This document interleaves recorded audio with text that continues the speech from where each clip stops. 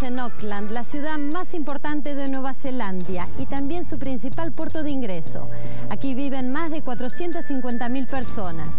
Nueva Zelanda es conocido como una de las economías más libres del mundo y también la menos corrupta. Este lugar se caracteriza por la amabilidad de su gente.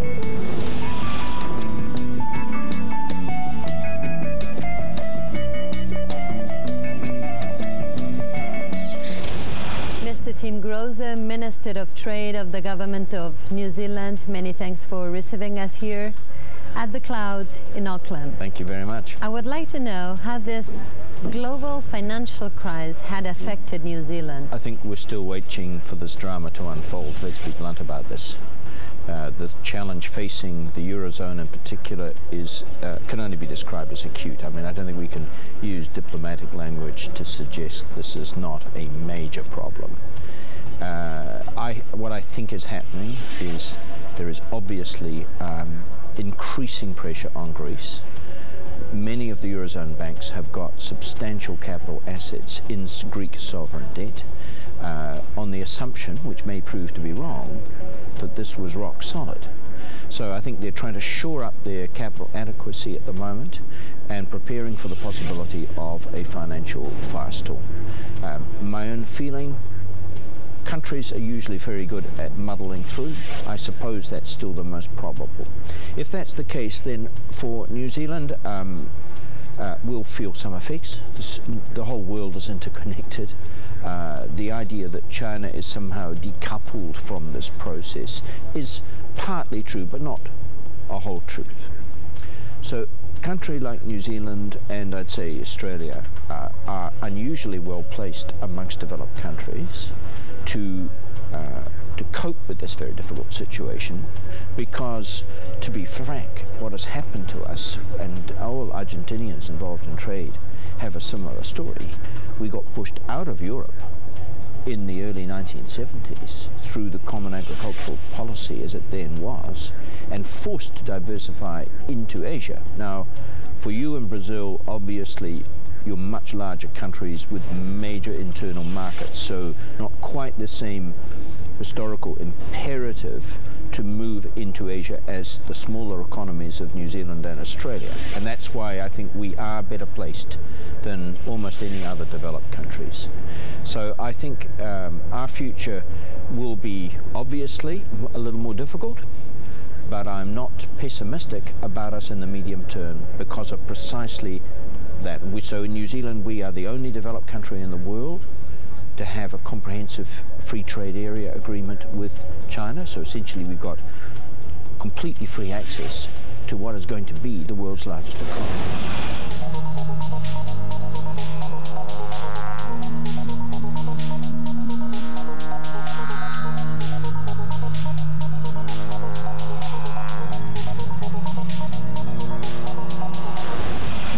Economies is one of the freest and more liberal economies of the world.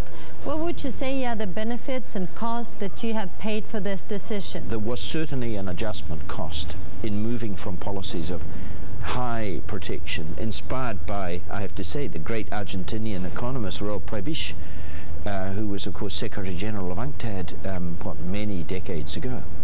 So we, like Argentina, we and the Australians, we followed that old model of put a big protective ring around your economy, import licensing, high tariffs. And frankly, it didn't work for us.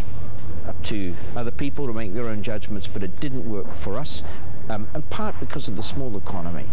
So when we started to liberalize dramatically and rapidly in the 1980s, that was painful.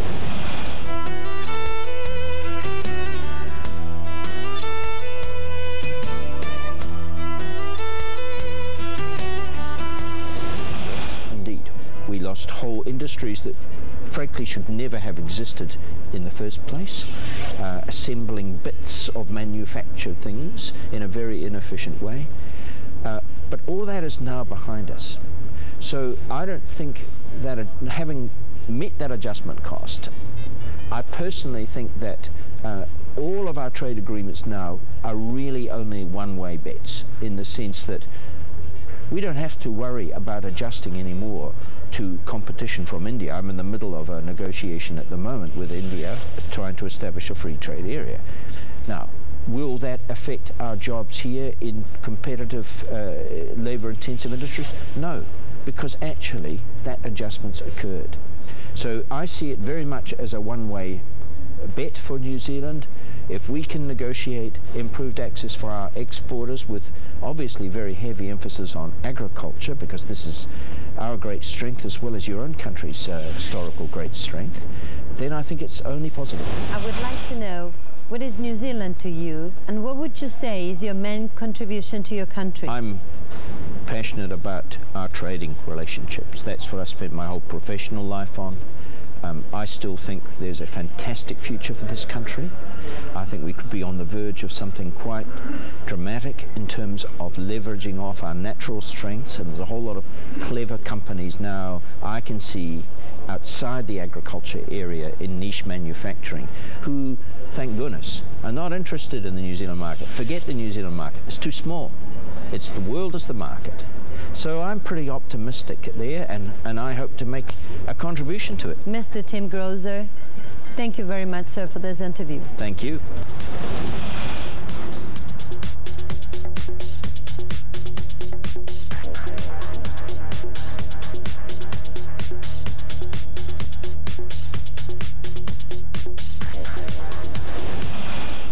Mr. David Carter, Minister of Agriculture and Economical Development of the Government of New Zealand, many thank you for receiving us here at the Parliament. Thank you for having me. It's a great honour. Would you briefly describe the main sectors and strength of agriculture in New Zealand? New Zealand is an economy that's very, very dependent on agriculture. It is the absolute foundation to our economy.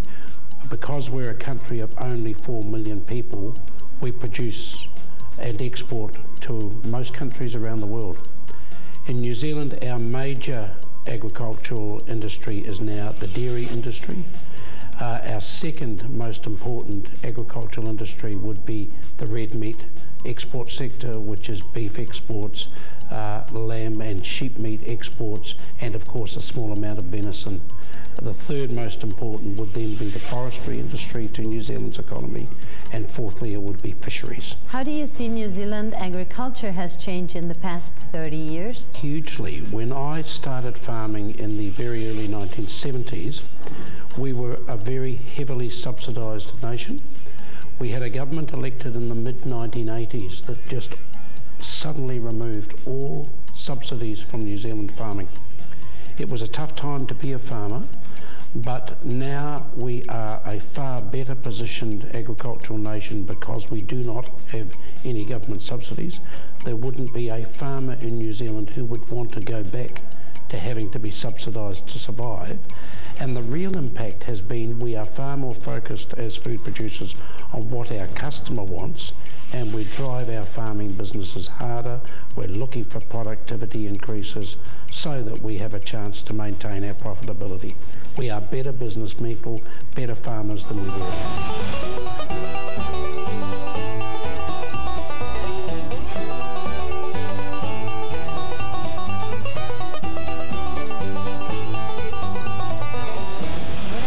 Important challenges New Zealand agriculture is facing? I think the main challenge for New Zealand at the moment is around continuing to produce quality food that's now demanded by those people who are higher income brackets right around the world, because we are not a cheap producer of food. I think if you want to be a cheaper food producer, Argentina offers a cheaper farming system than New Zealand simply because of the size of your country. So the positioning for New Zealand is to sell a higher quality product that people are prepared to pay more for. The second big challenge would be around climate change. The climate is changing here in New Zealand. It is going to make it more difficult to farm unless we find ways to mitigate greenhouse gas emissions.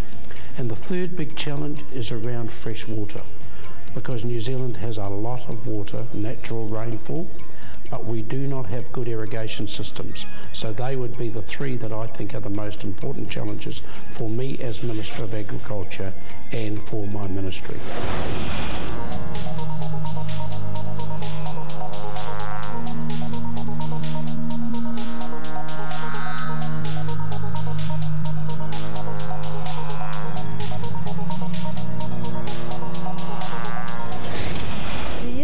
worldwide opportunities in organic products? I'm less keen on some of the organic technology. I believe there is a market for it.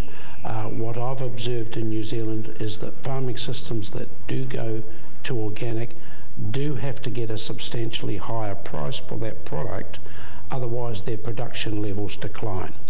It's really a matter for them to be able to get that sustained increased pricing, and if they can't get enough of an increased price, then I question the economics of organics for New Zealand. What would you say are the main challenges faced by your ministry? At this stage, we're doing a lot of work within the ministry of trying to get it a bit smaller, employing less people so that we keep control of our taxpayers' investment in the ministry.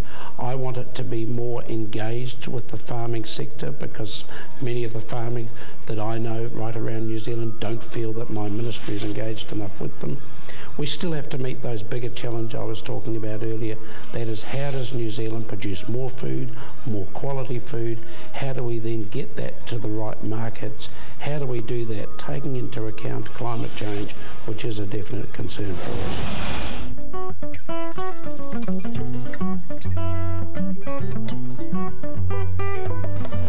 New Zealand is known by having a high living standard as well as high educated people. Why do you think this is? I think as a country we're small and very easy to adapt to new trends. We have got a relatively high standard of living, but I don't think we should ever rest on our laurels.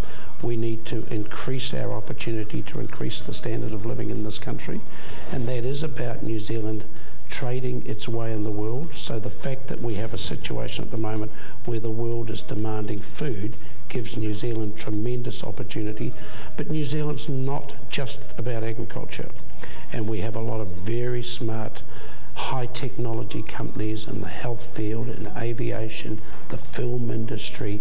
Those opportunities to develop those companies, to get them better connected to internationally, is where I think the future of New Zealand must also focus. You're the Minister as well of the Economical Development, and here in New Zealand you have filmed very successful movies as Avatar or The Lord of the Rings. What do you think would be the main contribution of New Zealand to the international filming industry? Well, the world's very competitive for those major film events. They can actually take place in many places in the world.